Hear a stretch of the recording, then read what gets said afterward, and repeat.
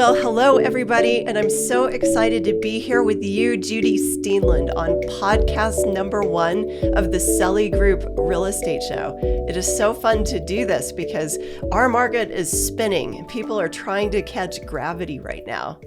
And I think that we want to bring something of substance and value to the people out there who are trying to navigate through the real estate maze that's out there and the craze that a lot of people are feeling. And between you and I, Judy, you have how many years of real estate experience? Well, 24 licensed, and then, several years beyond that of working at the title company. So when you combine our years of experience, we're at about the 50-year mark of combined years. Isn't that crazy? It's a big number. It's a big number. But that's one thing I think people need to realize about, why a boutique brokerage? Why are we where we're at, in position the way that we are to do real estate? And the thing is, we believe in quality over quantity. We believe in quality because there's also a quality in our relationship together. Yeah, agree. That's right. And I think that's, we've talked about that before. It's what makes our group so special. Yes. It feels like not a large brokerage, but a little family. That's right. And a family with experience. That's right. A family of sages that can help guide people. Because what people, the difference that people need right now is truly having leadership and guidance on dealing with things. They need the ability to make good decisions and to avoid this panic that the market is bringing on them.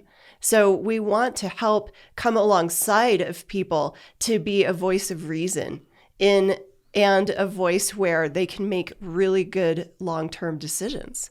That's right. In your years of experience, Judy, do you find that every person in real estate is looking for the exact same thing, or are there differences in families and what they're needing for real estate as far as their housing needs? Yeah.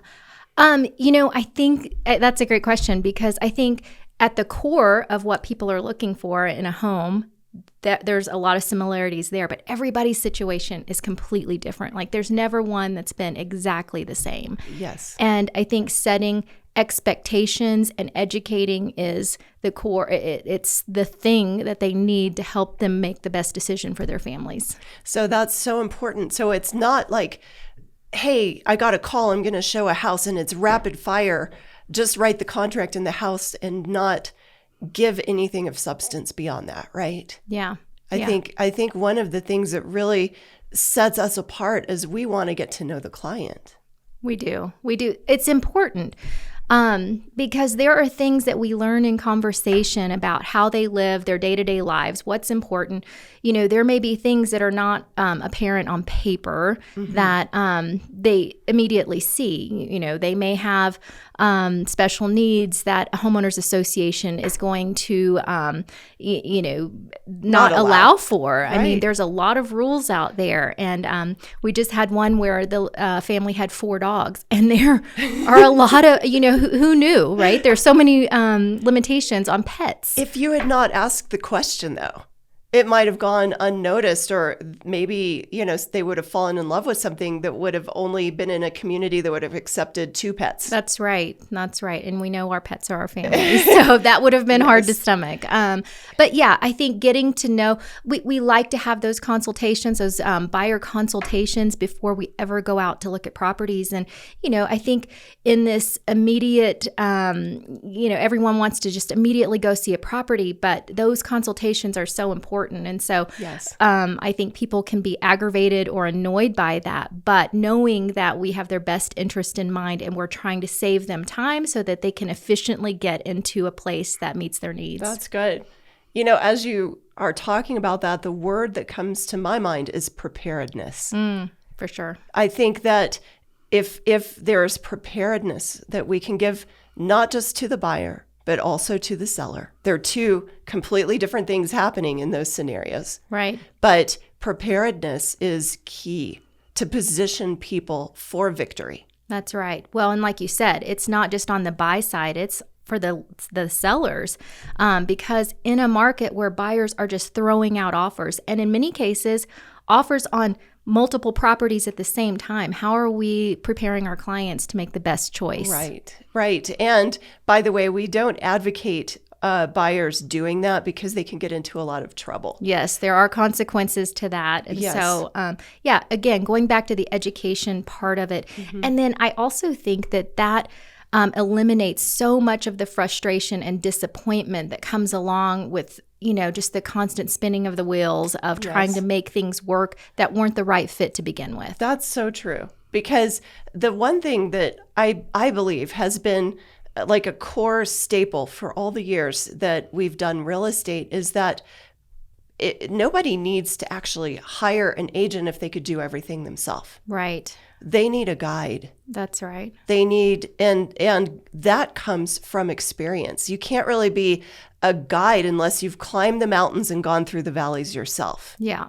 Yeah. Well, now more than ever. I mean, I think, I've heard some sellers throw out there, why do I need an agent in a market where everything is selling? Well, Lord. Now more than ever, you need an agent, right? Let's talk about that. Let's talk about that for sellers because, there was an ad in our local newspaper talking about the market and for sale by owners. And it caused quite an uproar the other day. It just exploded in Facebook and people were so upset about it.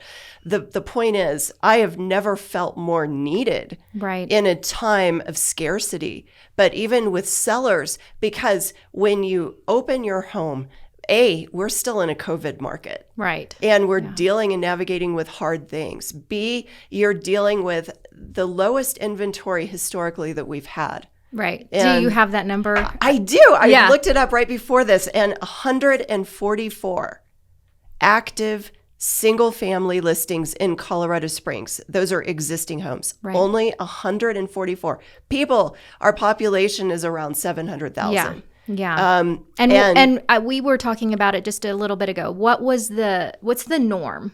Just so to give context. Well, I would just say like back in 2013, we had over 2,000 active listings. Right. That 2,000 versus 140. And when I started real estate here in 1997, we had 25 or so hundred. Right. Around 2,500 active listings. Right. And a population of 422,000. Yeah. It's staggering. The number is staggering. So we're just seeing this, low inventory, high demand because our interest rates are super low right now. Well, interest rates, there's so many dynamics, I think, and the people that are selling, a lot of them don't know where to go. Right. What is their option? Because the home prices have gone up so much. Yeah. So I find that we have this entire list of people that are on the sidelines. Yes. They're kind of the secret inventory people, but they're in this place of waiting. Right. And then, with 144 active single family listings, and then if you add new construction to that,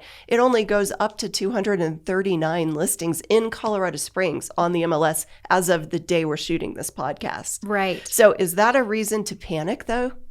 Not a reason to panic, but again, going back to preparedness. Yes. And being, having the highest representation you can have and feeling confident in who it is that is guiding you through the transaction. I so agree with that. Yeah. And let's talk about it for a second from a seller's perspective. And let's talk about the sellers who might be in that weird, like that never-ending nebulous place right now where they're like, oh my gosh, I don't know when we're going to be able to move because we don't know where to go. Right. And preparedness there. I think that's one place that we have a really strong edge to help the seller, because we might start the process with somebody and it might be a year from now. Yeah. Before the time is right.